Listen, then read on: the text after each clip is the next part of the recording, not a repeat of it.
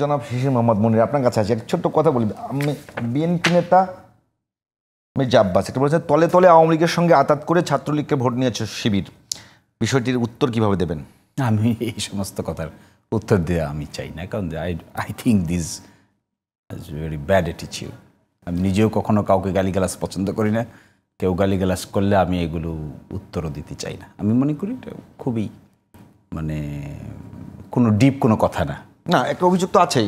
মানে আমি একটা পাল্টা প্রশ্ন করি, যদি ওই ভোট হয়, নেওয়া হয়, যদি এরকম একটা আন্ডারস্ট্যান্ডিং হয়, এটা কি আমাদের রুলস অফ দ্য গেম বলি, যে কোনো ভোটকেও যদি আমরা গেম বলি, রুলস অফ দ্য গেম ভাঙে? কোনোটা ভাঙে না তো, তাই না? কোনোটাই ভাঙে না। সুতরাং এটা নিয়ে আসলে খুব মেজর কথা হওয়ারও কিছু নেই। একটা জিনিস যেটা আমি আগে বলতে চাইছিলাম, সেটা হলো আমার কাছে মনে হয়েছে যে বা যারাই ঢাকা বিশ্ববিদ্যালয়ের ছাত্রদের অ্যাটেনশন ড্র করতে চাইবে তাদেরকে ইন্ডিপেন্ডেন্ট প্রোগ্রাম নিয়ে যেতে হবে। আমি কাউন্টার কাউকে বকাবকি করে গালিগালাজ করলে আমি পপুলারিটি পাবো না। এটা শিবিরও যদি কাউকে গালিগালাজ করে, বকাবকি করে, শিবিরও পাবে না। বা শিবিরকে যদি কেউ করে, এটা পাবে না। তখন পাবে যদি একজনের এর বাইরে গিয়ে ইন্ডিপেন্ডেন্ট প্রোগ্রাম থাকে, ছাত্রদেরকে কোঅর্ডিনেট করার এবং ইনক্লুড করার। কেন ইনক্লুড হবে? আসলে বিশ্ববিদ্যালয়ে তো আমরা পড়েছি, আমরা কেউ তো রাজনীতি করতে চাইনি। রাজনৈতিক মিছিলে ডাকলে সবচেয়ে বেশি বিরক্ত হতাম আমি, কারণ আমার 8টার সময় ক্লাস ছিল, আমাকে 10টায় যেতে বলতো। এটা তো আমি লাইক করিনি কখনো। I was not meant for that.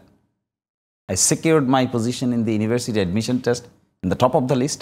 এরপরে আমি এটা এক্সপেক্ট করি নাই যে আমাকে বলা হবে 10টার সময় চলো আমার এর সঙ্গে, আমাকে মধুর ক্যান্টিনে যেতে হবে, গিয়ে 1 কাপ চা খেতেই হবে, মজা লাগলেও খেতে হবে, মজা না লাগলেও খেতে হবে। তো আমি তো এটা লাইক করি নাই। তাহলে এখন প্রশ্ন হলো, এই অ্যাপ্রোচ ছাড়তে হবে, সবাইকে ছাড়তে হবে। শিবিরকে ছাড়তে হবে, ছাত্রদলকে ছাড়তে হবে, কোনো একদিন ছাত্রলীগকে ছাড়তে হবে, সবাইকে ছাড়তে হবে। যদি এই অ্যাপ্রোচ ছাড়া না যায়, তাই বাধ্যবাধকতা করা যাবে, কিন্তু মন পাওয়া যাবে না। কিন্তু আরেকটা ইম্পর্টেন্ট ইস্যু এখানে, যেমন এই যে গালিগালাজগুলি করে, ট্যাগিং করে গালিগালাজ করে, অযথা একটা কথাবার্তা বলে, এটা বলে ওইটা বলে। আপনি অন্যের উইকনেসের উপর আমি দাঁড়াতে পারবো না, আমার স্ট্রেংথের উপর আমাকে দাঁড়াতে হবে। অ্যাঙ্কর বিপু এই দুর্বলতা আছে, দ্যাট ডাজন্ট মিন যে আমার স্ট্রেংথ আছে। বিপুর দুর্বলতা বিপুর, আমার স্ট্রেংথের উপর আমি দাঁড়াবো, আর বিপুর দুর্বলতাটা may be my plus point.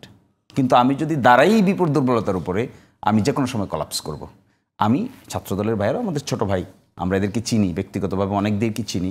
আমার অ্যাডভাইস থাকবে টু ইচ অ্যান্ড এভরিওয়ান, সকলেই যেন ক্রিয়েটিভ ইনোভেটিভ প্রোগ্রাম নিয়ে ইউনিভার্সিটির ছাত্রদের কাছে যায়, এক্সট্রা কারিকুলার অ্যাক্টিভিটিস নিয়ে যায়, নিজের ক্যাপাবিলিটিটা দেখায় যে আমি ডিবেট করতে পারি, আমি আবার একই সাথে একাডেমিকে ভালো রেজাল্ট করতে পারি, একই সাথে আমি টিচারদের সঙ্গে ওয়েল বিহেভ, একই সাথে আমি একটা ছাত্র সংগঠনের সঙ্গে জড়িত, একই সাথে আমি ইল ম্যানার্ড নই, আমি হলাম ওয়েল বিহেভড।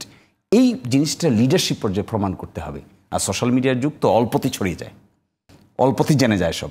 একটা বক্তৃতা দিল, যেমন আমি দেখেছি DODS যে বক্তব্য হয়েছে, কম্পিটিশনটা হয়েছে, যে প্রেসিডেন্ট ক্যান্ডিডেট ইলেকট্রাল ডিবেটটা হয়েছে, ভেরি ইন্টারেস্টিং। আমি আমার মোবাইলে রেকর্ড করে সারা রাত অন্তত 10 বার রিওয়াইন্ড করে করে শুনেছি, কে কী কথা বলে, কীভাবে রিপ্রেজেন্ট করে, কী শব্দচয়ন ব্যবহার করে। এগুলো কিন্তু এখন ডিপলি দেখে ছাত্ররা, আগের মতো আর নাই। ফলে আমার একটা সাজেশন থাকবে, এরা তো আমাদের ছোটো ভাই, সকলের প্রতি সাজেশন থাকবে, বিশ্ববিদ্যালয়কে রাজনীতির কেন্দ্রবিন্দু বানানোর প্রয়োজন নাই। বিশ্ববিদ্যালয়কে পড়াশোনা আর এক্সট্রা কারিকুলার অ্যাক্টিভিটিজের কেন্দ্রবিন্দু বানাক।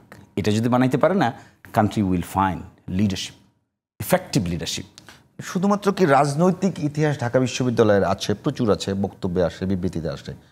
বিশ্ববিদ্যালয় হিসেবে ঢাকা ভার্সিটির যে রোল প্লে করবার কথা, সেই জায়গাতে খুব বেশি ঘাটতি আছে, কিন্তু কোনো রাজনৈতিক দল সেটি নিয়ে কথা বলছে না। এবং এইবার ডাকসুতেও বলা হয়নি।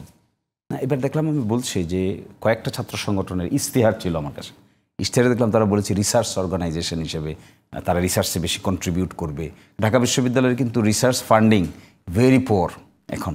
আমি গত পরশুদিনের আগের দিন 4টা ইশতেহার একসাথে কম্পেয়ার করে দেখলাম, সকলেই বলতেছে যে রিসার্চের যে এমফেসিস কমে গেছে, তারা নির্বাচিত হলে এই সমস্ত জায়গায় সকলে এমফেসিস দেবে। এখন যারা নির্বাচিত হয়েছে তারা যদি না দেয়, তারা যদি এই জায়গাটা না দেখে, রিসার্চ গবেষণার জায়গা, যেমন ধরেন আমি গতকালকে ফেসবুক পোস্টে বলেছিলাম, এখন যে সভাপতি হয়েছে তিনি যদি সাধারণ ছাত্রদের সঙ্গে ক্যান্টিনে গিয়ে না খান, তিনি যদি গিয়ে সাধারণভাবে হাঁটাচলা না করেন, ক্লাসে না যান, লাইব্রেরিতে না যান, ডিউডিএসে না যান, এক্সট্রা কারিকুলার অ্যাক্টিভিটিজের বাইরে গিয়ে তিনি যদি সুপার ছাত্র হয়ে যান, তাহলে তো তার পপুলারিটি থাকবে না, দীর্ঘক্ষণ থাকবে না।